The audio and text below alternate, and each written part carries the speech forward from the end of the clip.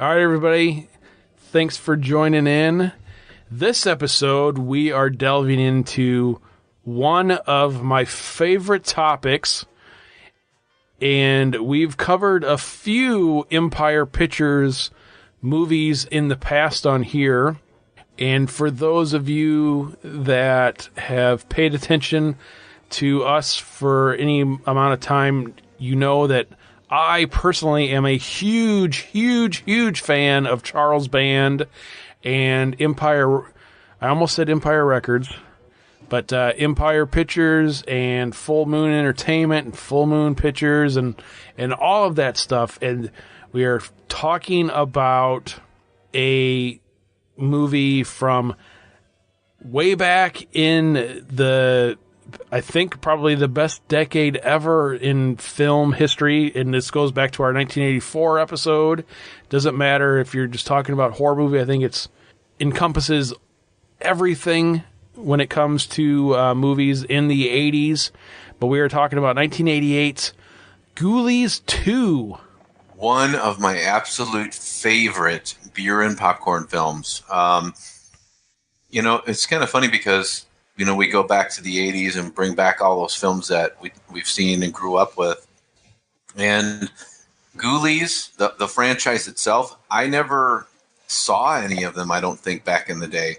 At the same time that I could say that, I also can tell you that, boy, that picture of, the ghoulie coming out of the toilet on the cover art for the first movie and the second movie too, are like ingrained in my brain, as like one of those things that you never forget. And that was probably one of the coolest images. You'd walk in the mom and pop video stores and you'd see that Ghoulies box there, and it was back. I think the original one was probably the second one too. That was rated R, and it was I remember obviously growing up with Gremlins and all those, the more kid-friendly ones, and Ghoulies was like the taboo version of that. So finally seeing Ghoulies 2, my first time seeing this, I believe, was on Svengoolie. Oh, so this must have been like some old school Svengoolie. Well, this was Svengoolie not too long ago, like probably in the, like, maybe 2010, 2011, somewhere around there, he played it. And this was before, like, Svengoolie got the rights to all these Universal movies. And so before that, he was playing a lot of these obscure 80s movies and movies like the Ghoulies II and things like that. And he played it a few times, and I remember, oh, okay, I'm going to watch this. And then it was one of those, like, instant, like, this is a really fun movie. I mean, it's a terrible movie, but it's really fun at the same time. Yeah, I don't remember the first time that I saw Ghoulies 2, but Ghoulies and Ghoulies 2 both are Empire Pictures movies, and I've seen them both. I couldn't tell you how many times. It's kind of funny that those two particular movies kind of encompass the Empire Pictures being as a whole. So the original Ghoulies was the most successful movie that Empire Pictures ever had. I mean, and when we're talking about most successful movies for Empire Pictures, I think it made like something like $3.3 million. Really?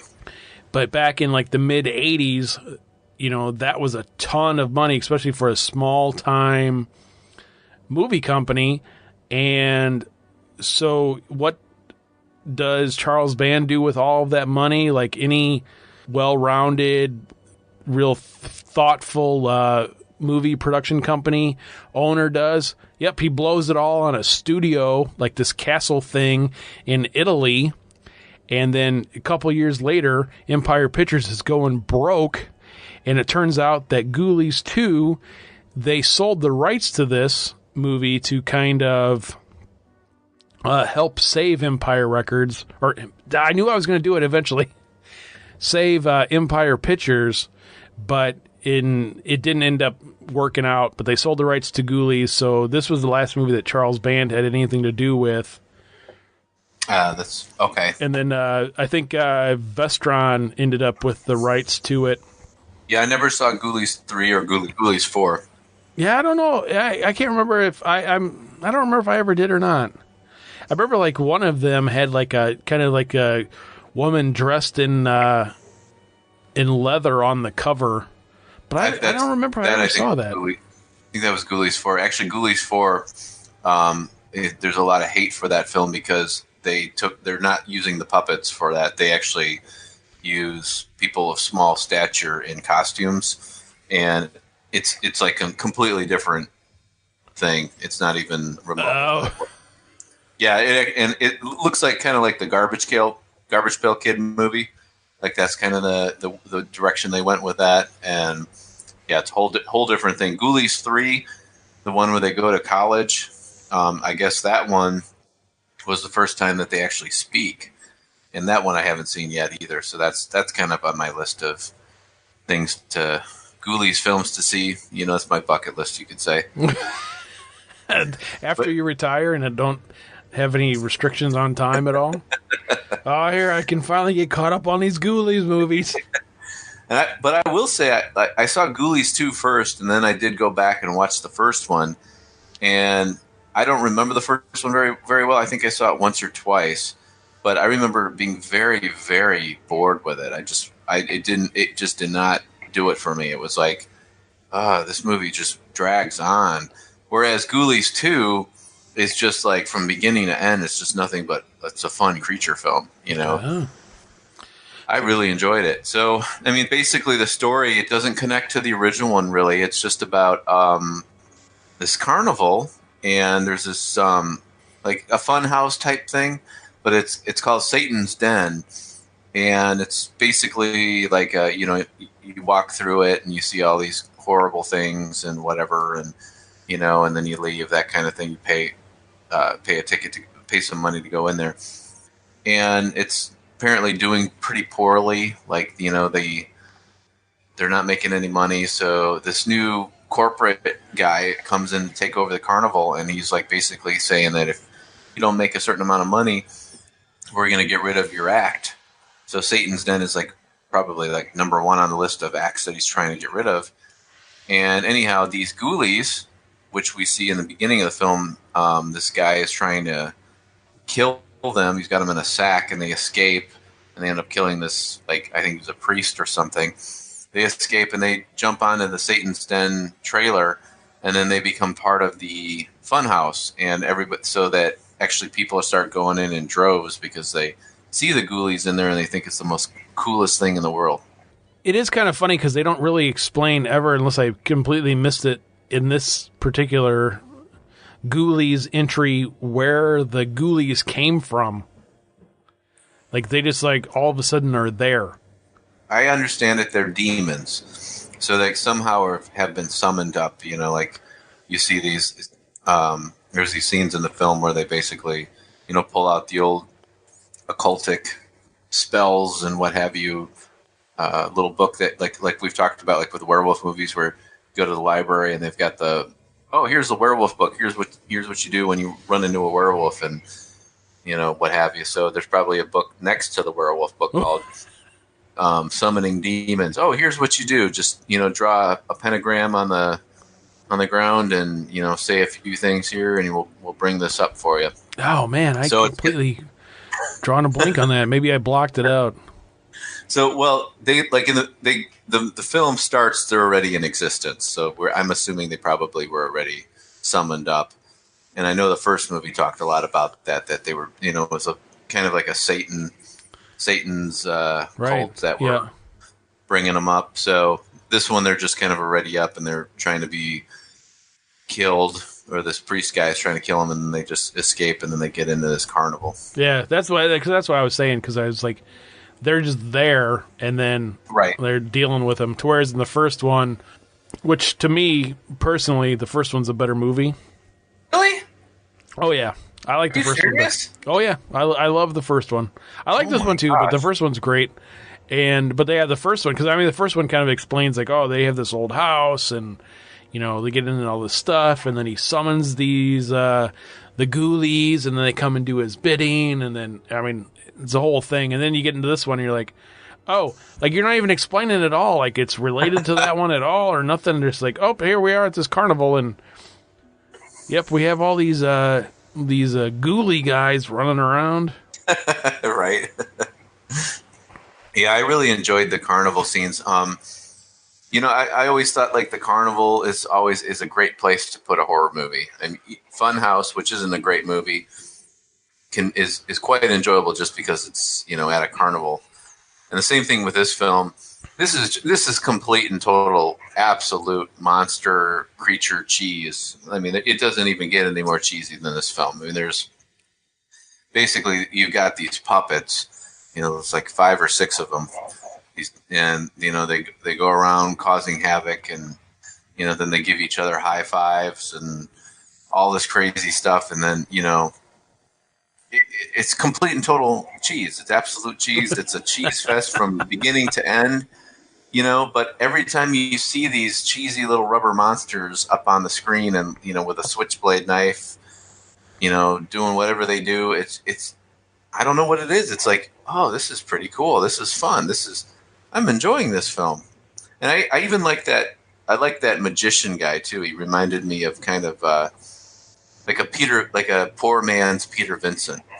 He's sort of like this old school magician guy that, this is his life's work is, working in the fun house. And, now he thinks he summoned up these demons, and it's kind of the whole Peter Vincent thing from Fright Night, if you know what I'm talking about. Yep, I'm feeling you. But I enjoyed that.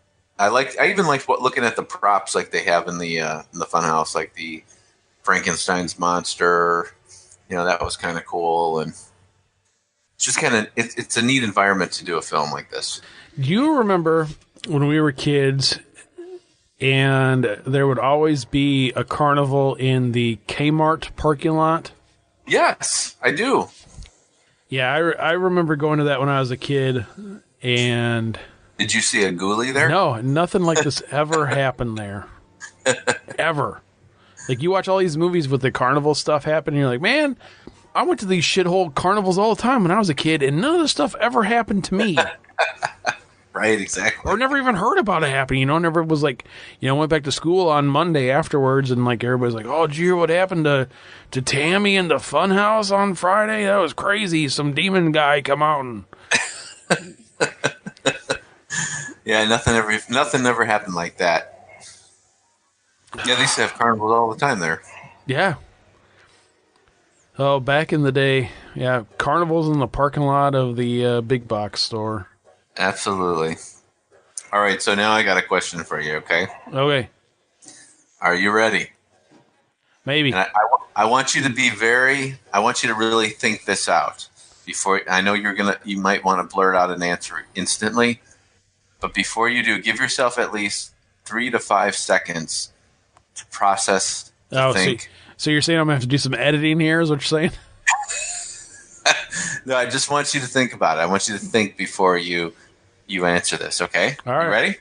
And I'm going to say, we're going to say, when did this film come out again? 1988. 1980. Okay, so we're going to say 1988. All right, here, ready? Here we go. It's 1988. Carrie Remsen or Barbara Crampton? Oh, Barbara Crampton. You didn't give yourself a few seconds. Sorry. I didn't need any. All right. So I actually had to pull my phone out the other day to show some people Barbara Crampton in the 80s and in 2019 to prove that I was not crazy for thinking a 60-year-old was smoking hot. Right. So, do you remember? There's a film. Obviously don't know all of Carrie Remsen's career, but she instantly I recognized her from the early '90s film Twins with Arnold Schwarzenegger and Danny DeVito.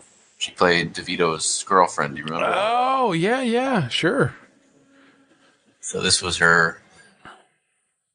one of her earlier But you got to remember, too, I mean, Barbara Crampton was a favorite of Charles Band, too, back in the day. I mean, she was in a lot of these old Empire movies. So she was in Reanimator. She was in From Beyond. She was in, what's the other one that I'm... Wait, who are we talking? Barbara Crampton? Barbara Crampton, yeah. Okay. Yeah, who was the other one? She was in something else, too, at the time. Oh man, I can't think of what it was now. She was in a couple of them. Yeah, Reanimator, From Beyond. She wasn't in Ghoulies though. I see. Yeah, somehow the Ghoulies franchise escaped her. It looks like Carrie Remsen made it to Pumpkinhead. I didn't realize that. Oh yeah, sure, okay. The same year as Ghoulies II. Oh, and we covered Pumpkinhead, didn't we? We did. I believe we did. Yeah, it's a good movie. This is a good movie. Which Ghoulies 2? Yeah, Ghoulies 2. I give Ghoulies 2 a thumbs up. Here, I'll say it. Oh my gosh. Yeah, absolutely. I agree totally. It's a total thumbs up film. It's one of those films that, again, I think it would probably, we say beer and popcorn film, absolutely 100%. You need your beer, you need your popcorn. I think if you really want it to be an even better experience, you should have the horror host in there too.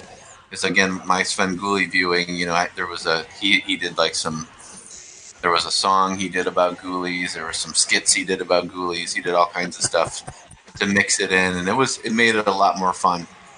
What'd you think of the big giant ghoulie at the end of the film? Oh man, I liked it all.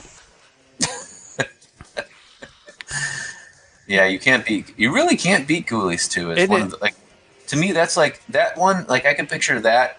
Here's your perfect beer and popcorn night. Okay, so it's Friday night. You just got home from work. You stopped at the gas station. You grabbed yourself a 6-pack of Shiner. You got that with you. You're deciding, well, should I watch Joe Bob or should I just watch a few of my own classic beer and popcorn movies? And you say, well, I'll put my own stuff on. You got your Shiner next to you. You got yourself a bag of, Walmart Great Value popcorn. Just pour it in your bowl. Grab your DVDs or your Blu-rays or whatever you got, and you do a double feature. You say, I got all night to do this. I'm not going anywhere the next day. Texas Chainsaw Massacre Part 2 and Ghoulies 2. Two of the best sequels ever designed for beer and popcorn.